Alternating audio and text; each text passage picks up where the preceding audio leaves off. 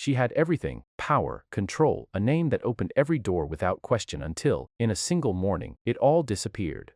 No warning, no time to prepare, just a collapse so sudden, it felt unreal. And by the time she understood what was happening, it was already too late. The alert started quietly at first and owned.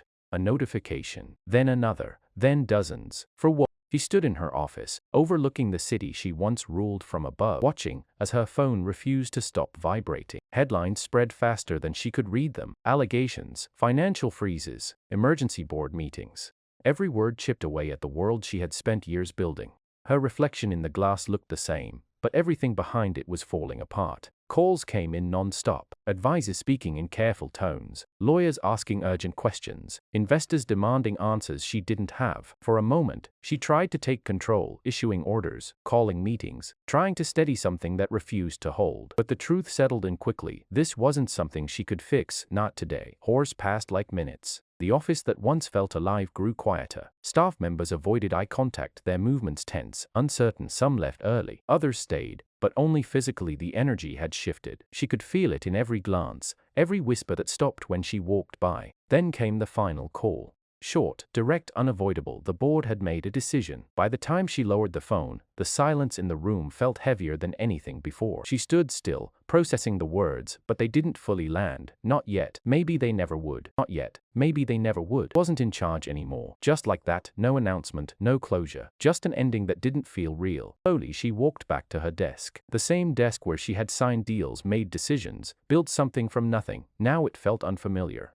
Like it had never truly belonged to her at all. She didn't take much. There wasn't much to take. Yovers, a small bag, a few personal items, things that held meaning beyond numbers and contracts. Woopel 3, everything else stayed behind, left in a space that no longer recognized her. She walked out. The hallway felt longer than usual. Every step echoed slightly, as if marking the distance between who she had been and who she was becoming. No one stopped her. No one spoke. The absence of reaction said more than anything else could. Outside, the city moved as it always did. Cars passed. People rushed by. Screens displayed the same headlines she had tried to ignore. To them, it was just news, a story to watch, to discuss, to forget. But for her, it was everything. She paused for a moment, standing on the edge of the sidewalk, onto the last piece of a life that no longer existed. First time in years, she didn't have a plan, didn't have a direction, just uncertainty stretching forward, quiet and unfamiliar. And as she took a step into it, one thought followed her, soft but impossible to ignore. Everything she built was gone. Then what was left of her now? The next morning didn't feel like a new beginning. It felt like everything had simply continued without her. She woke up in a small, unfamiliar room, the kind of place she would have never noticed before. Skyline view, no quiet luxury, just plain walls, a narrow window, and the distant noise of traffic that never really stopped. For a moment she lay still, trying to remember how she got there. Then it all came back at once. Headlines, the calls, the silence. She sat up slowly, the weight of it settling in again, heavier than before. There was no schedule waiting for her, no assistant knocking on the door, no decisions demanding her attention. Time stretched out in front of her, empty and uncertain. After a while, she stepped outside. The air felt colder than she expected, or maybe she just wasn't used to feeling it like this. People moved past her without a second glance. No one recognized her. No one stopped. It should have been a relief. The D for car, but it wasn't. It felt like she had disappeared. She walked without direction, letting the city carry her wherever it wanted. Every street felt different now, like she was seeing it for the first time. Places she once passed in tinted cars now surrounded her, raw and unfiltered. There was no distance anymore. No barrier. Eventually, she found herself inside a large public building, drawn in by nothing more than the need to sit down and think. The space was quiet, filled with people who had their own lives, their own worries. Some of them paid attention to her, chose a corner seat and sat there, her bag resting at her feet. Minutes passed, then more. She wasn't checking her phone anymore. There was nothing left to check. Thoughts drifted, circling the same question over and over. What now? She had built everything around control. Plans, strategies, outcomes she could predict, but this had no structure, no clear path, just a sudden drop into something she didn't understand. The first time in years, she allowed herself to feel it fully. The loss, not just of money or status, but of identity, of purpose. Her hands rested quietly in her lap, fingers slightly tense, as if still holding on to something that wasn't there anymore. She watched people pass, wondering how they moved so easily, how life continued without pause. And then a small sound broke through her thoughts, a steady, rhythmic motion. She glanced up slightly. A janitor moved across the floor nearby, pushing a mop with slow, consistent strokes. His focus was simple, almost calming. No rush, no pressure, just movement, repeated with quiet precision. At first, she looked away. The sound continued, grounding in a way she didn't expect, cut through the noise in her mind, giving her something real to focus on. Minutes passed like that. Then, without warning, the motion stopped. She felt it before she looked up, the shift. He stood a few steps away now, leaning lightly on the handle, his expression neutral but observant, curious in 14 to more full. Not curious in the way others had been.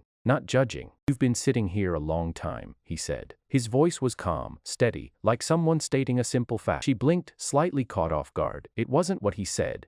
It was how he said it. No recognition, no hesitation, just a normal conversation, as if she were anyone else. For a second, she didn't respond. Quietly, almost without thinking, she said, "I don't really have anywhere to go." The words felt unfamiliar as soon as they left her mouth. He didn't react immediately, nodded once, as if he understood more than she had explained. And in that quiet exchange, something shifted, small, almost unnoticeable, but real. For the first time since everything fell apart, she wasn't completely alone. He didn't ask who she was, he didn't ask what had happened, or why someone like her sat alone for so long, with nothing but silence around her. That, more than anything, made it easier to speak. At first, she said very little, just fragments. Careful words that avoided names, avoided details, but once she started, it became harder to stop. The pressure she had been holding in since everything collapsed began to surface. Not all at once, but enough to feel real. "I built something," she said quietly, her eyes fixed on the floor ahead. "It took years and then it was gone in a day." Listened without interrupting, his hands resting lightly on the mop handle, his posture relaxed but attentive. There was no rush in him, no impatience. Just present. "Thought I understood everything," she continued, her voice steady but softer now. "How things worked, how to stay ahead. But I didn't see it coming." She paused, letting the words settle. "And now, don't even know where to begin again." The silence that followed wasn't uncomfortable. Felt like space, something she hadn't allowed herself in a long time. He glanced down briefly, then back at her. "Then begin anywhere," he said. She let out a faint breath, almost a quiet laugh, but it didn't carry humor. "It doesn't work like that." "It can," he replied simply. She looked up at him then, really looking this time. There was nothing extraordinary about his appearance. Simple uniform, worn shoes, hands that showed years of work. But his eyes were steady, clear in a way that didn't match the simplicity around him. "You don't understand," she said. "When you lose something that big, it's not just about starting again, about losing who you were with it." He considered that for a moment, then nodded slightly. "Maybe," he said.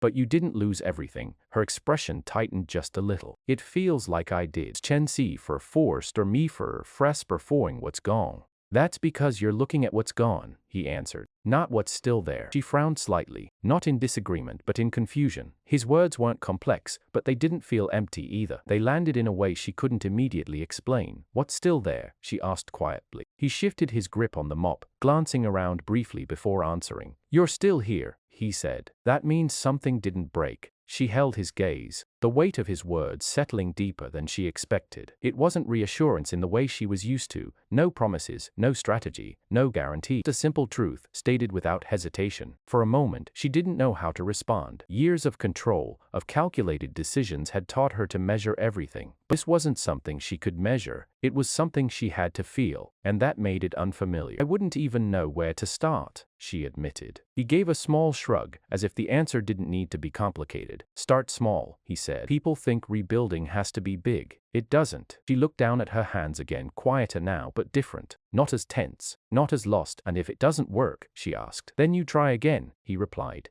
No hesitation, no doubt, just certainty. The simplicity of it stayed with her longer than anything else. Because for the first time since everything had fallen apart, someone wasn't talking about what she lost, talking about what she could still do. And slowly, almost without realizing it, that thought began to change something inside her. She didn't leave right away. For a while, she just sat there, letting his words settle, in a place that had been filled with noise for too long. Around her, life continued as usual, people passing, footsteps echoing, quiet conversations blending into the background. But something inside her had shifted, subtle yet undeniable. She looked up again, expecting him to still be watching, but he had already returned to his work. The rhythm of the mop resumed, simple and consistent, as if nothing important had just been said. And maybe that was the point. No pressure, no expectation. Just truth left for her to decide what to do with. Slowly, she stood adjusting the strap of her bag. Weight on her shoulders felt different now, not gone, but balanced in a way it hadn't been before. She took a step forward, then paused. Wait, she said, turning slightly, his expression the same as before, calm, neutral, present. How did you do it? She asked. You said you rebuilt from worse. For a moment, he didn't answer. Not because he was avoiding the question, but because he seemed to consider it carefully, as if choosing only what. Stop thinking about what I lost, he said finally, and focused on what I could still control. We're first thinking of fort control. He held on to that. What was that? She asked. My effort, he replied. Nothing else was guaranteed. The answer was simple, almost too simple, but the more she thought about it, the more it made sense. Everything she had lost had been tied to things outside of her control. Markets, people, decisions made in rooms she wasn't in. But effort, that was different. That was something no one could take from her. She nodded slowly, absorbing it. Thank you, she said, her voice quieter now but steady. He gave a small nod in return, already shifting his attention back to his work. No need for more words. Need for acknowledgement beyond that moment, and just like that, the conversation ended, but its impact didn't. He walked toward the exit, each step feeling more certain than the last. The doors opened, and the outside air met her again, cool, real, unchanged. Did he still move the same way it had before? Nothing about the world had shifted, but she had. She paused on the steps, looking out at the streets she had once seen from above.